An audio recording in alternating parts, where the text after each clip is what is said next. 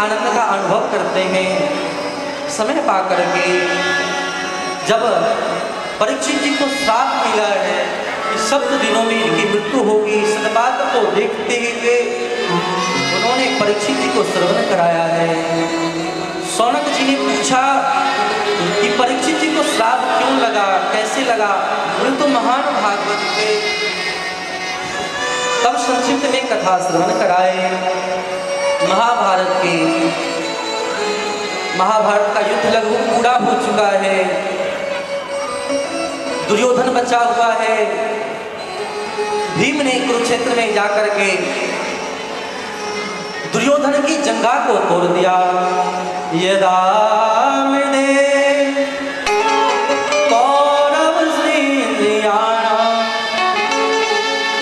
वीरस्वतो वीरगति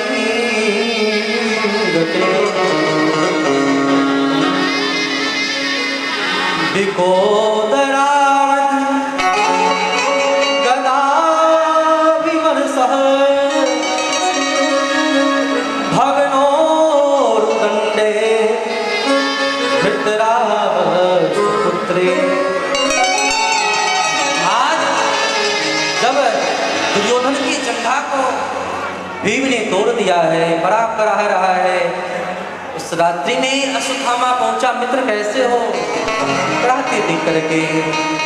कराहते हुए दुर्योधन ने कहा कैसे हूं, तुम्हें तो पता ही है मुझे पीड़ा है, इस बात की पीड़ा नहीं। लोग जितने अपने दुख से दुखी नहीं होते, उतने दूसरे के सुख को देख करके दुखी रहता है। अरे हम 100 थे, लगभग सबके सब मारे गए, इतनी सेनाएं सब मारे गए, लेकिन वहां तो मात्र 5 पांडव, लेकिन 5 पांडव में किसी का भी कुछ नहीं दिखा। एक भी मर जाता तो सुकून मिलता।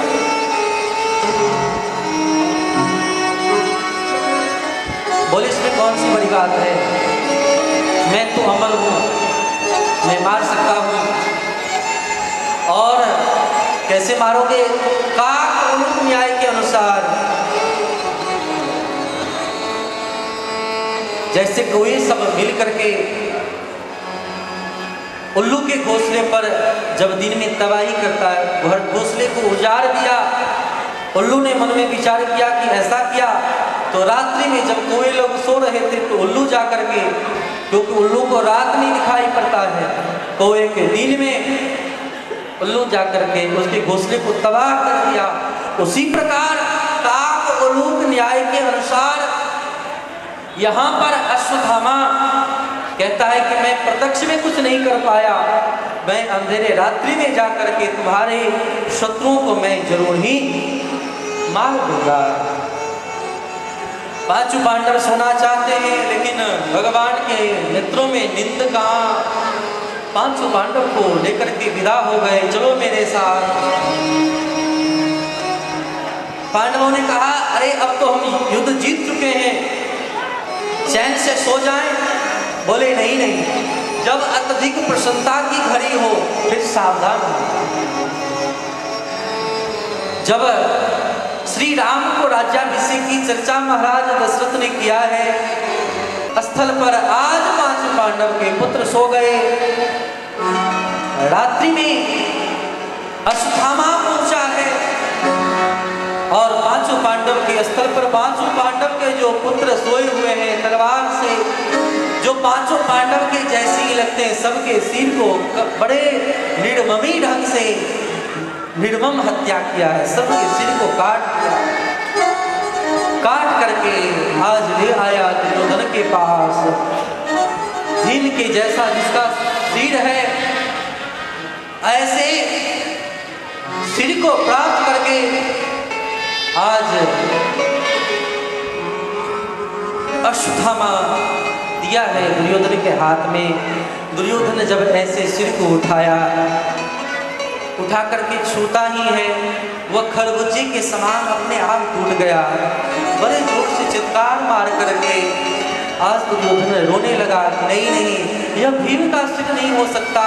जिस भीम के गदे पर, सिर पर मैं गदा का प्रहार करता था, चिंगारियां निकलती, वह मैं आज अस्वस्थ अवस्था में छूं और टूट जाए, नहीं नहीं, ये नहीं हो सकता।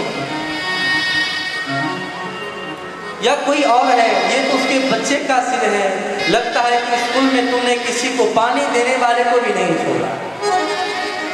बड़े दुखी होकर के अश्वत्थामा, तुम मेरे मित्र नहीं, तुम मेरे सबसे बड़े बैरी। इसलिए मैं तुम्हें श्राप देता हूं, तुम कभी सुखी नहीं हो सकते, तुम सदैव अमर होने पर भी भटकते रहोगे। आज भी अश्वत्थामा भटकते हुए देखे जाते हैं ब्रज में, हाथरस के आसपास।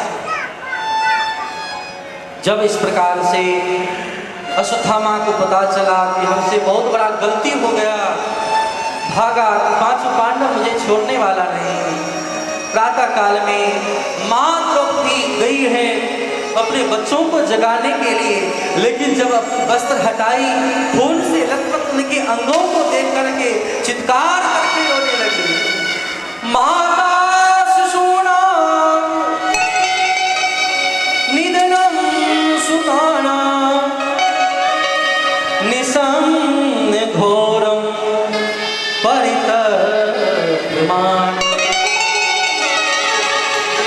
तदा रुदास कलाकुलाक्षी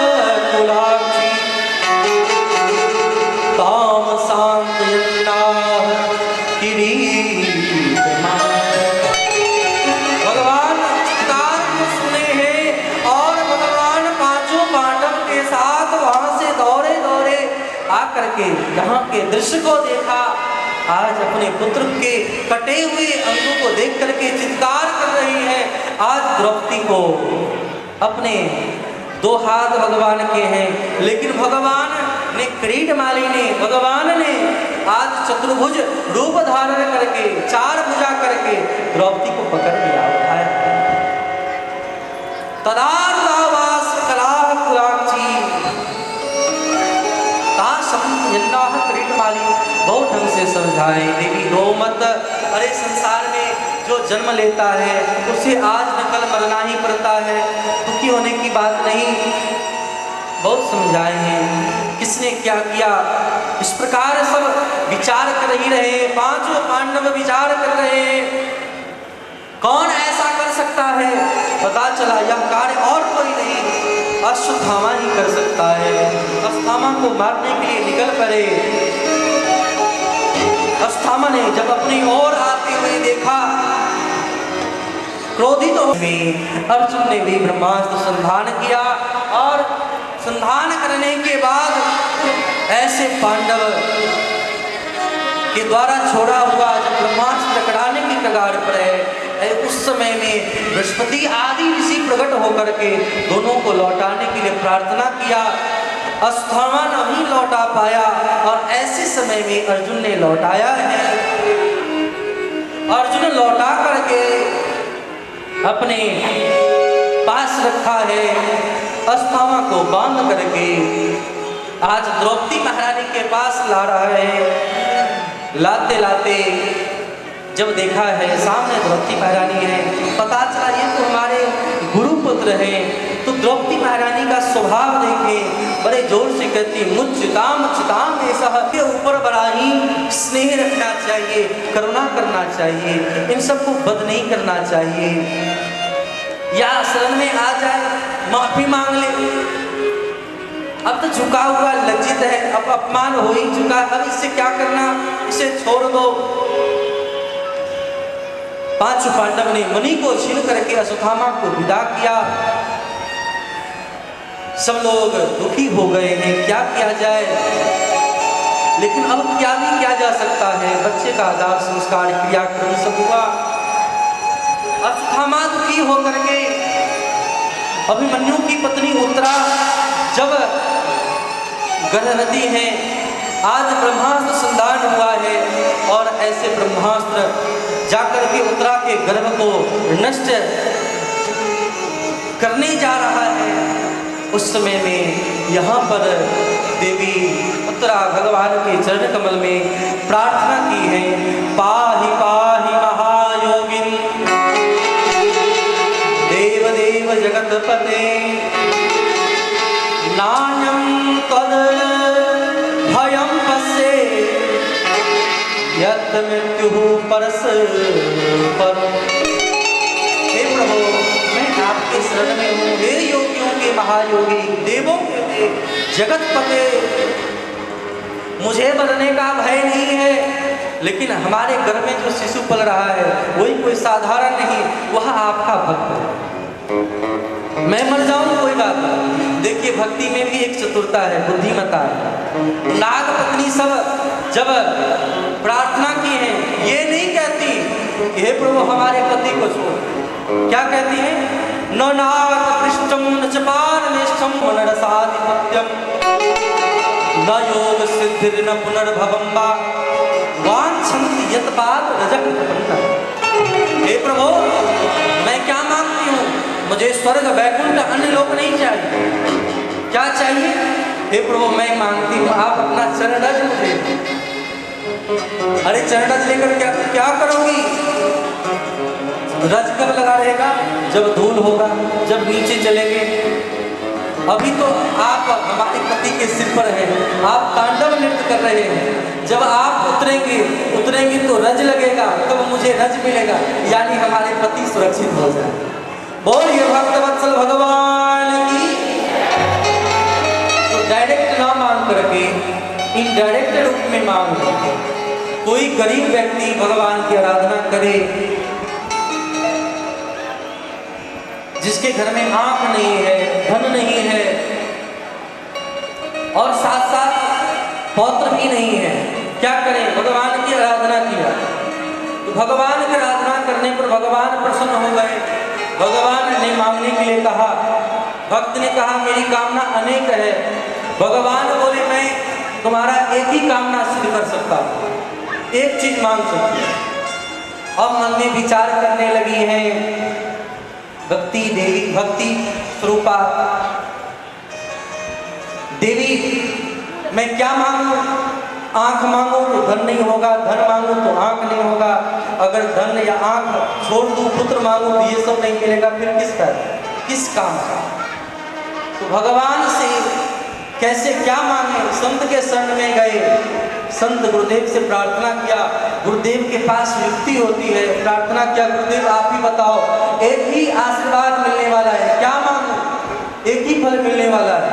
गुरुदेव ने कहा जाओ, जाकर के भगवान से वरदान मांगना कि हे प्रभु, मैं अपने इन आंखों से अपने पोते को सोने के कटोरे में दूध भात खाते हुए देखूं।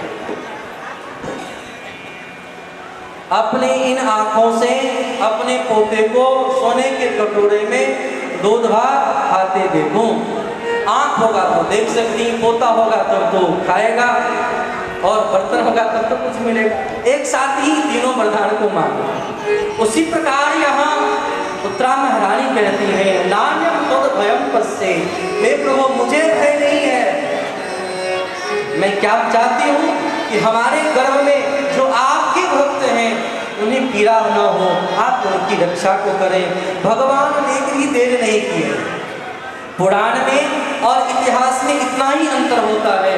जब आप महाभारत की कथा पर हैं, उन कथा में है जब अश्वत्थामा ने ब्रह्मास्त्र संधान किया, उस ब्रह्मास्त्र के संधान से आज गर्भ में पलने वाले शिशु की मृत्यु हो गई। मरा हुआ बालक उत्पन्न हुआ है। भगवान ने जल लिया, संकल्प किया, अगर मुझ में मैंने जप किया है, तप किया है, मुझ में वह साधन है, तो मेरे इस मंत्र के प्रभाव से, फल से यह बालक जीवित हो जाए। यह है इतिहास का काम। लेकिन पुराण में इतना भी नहीं है। यहाँ तो भगवान बोले कि मरने की बात, अरे जिनके डर से काल भी भय से थर-थर कांपता है, ऐसे भगवान बोले ब्रह्मास्त्र भी कुछ नहीं बिगाड़ सकता है। भगवान सूक्ष्म रूप धारण करके भगवान गए हैं उत्तरा के गर्भ में जाकर के छोटे से शिशुओं की रक्षा को किए हैं। भगवान पत्थर से प्रकट नहीं होते, लेकिन भक्तों की प्रसन्नता को देख करके प्रहलाद जी ने कहा कि खम्भ में भगवान है, तो खम्भ से सिंह के रूप में भगवान का अवतरण हुआ है। भगवान अवतार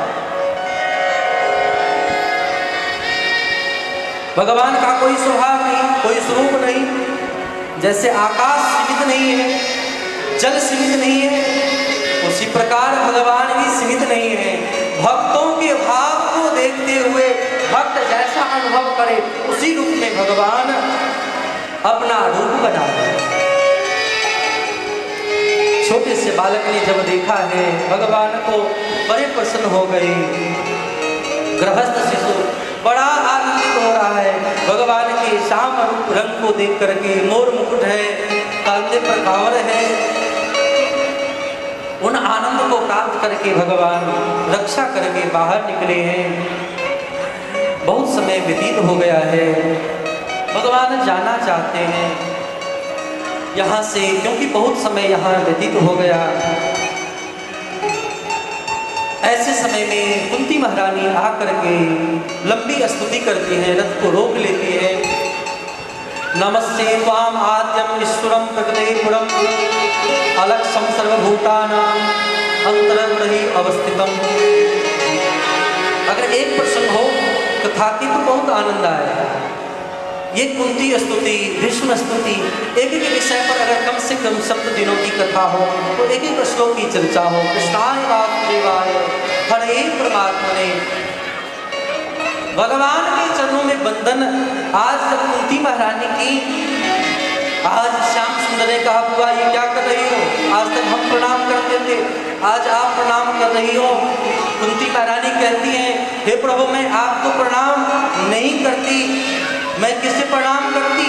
बोले अंतर्बहि अवस्थितम, जो अंदर भी है और बाहर भी है, सबके भीतर रहने पर भी जो दिखाई नहीं पड़ता। नमस्ते त्वाम ईश्वरम आद्यम ईश्वरम प्रकृति परम, जो प्रकृति से परे है ऐसे पुरुष भगवान के पाद पद्मों में मैं वंदन करती हूँ। जैसा कि रामचरितमानस के उत्तरकांड में श्री शुकादिक भगवान के साथ वही भगवान का चर्चा हुआ। जैसे वशिष्ठ जी महाराज भगवान श्री राघवेंद्र सरकार के पाद पद्मों में वंदन करके प्रार्थना करते हैं, प्रभु मैं आपको नहीं पहचाना, ये बात नहीं, मैंने तो पौरोहित कर्म स्वीकार नहीं करता, लेकिन मुझे पता था कि आप साक्षात परम पुरुष भगवान अवतार ले रहे हैं, जो अनेक योगी मुनि अमलात्मा विमलात्मा अनेक साधन करके भी उन भगवान से लार नहीं लड़ा पाते, वहीं भगवान मेरे पास विद्या अध्ययन करने के लिए आएंगे, उनका बार बार दर्शन होगा। इसी आनंद को प्राप्त करने के लिए मैंने इन पौरोहित कर्म को सीखा है। आप साधारण हैं ये बात नहीं, मैं आपके पाद पद्मों में वंदन करता हूँ। वशिष्ठ जी ने कहा यही बात आज यहाँ पर कुंती महारानी लंबी स्तुति की है, स्तुति से प्रसन्न हो गई। भगवान बार बार कहते रहे मैं वो नहीं हूँ। कुंती महारानी बार बार समझा देती है प्रभु हर जगह किसने रक्षा किया, हर स्तर पर तो आपने ही रक्षा किया। कब? जब विष पिलाया भीम को लाक्षागृह से। अरे आपने तो जितना कृपा हमारे ऊपर किया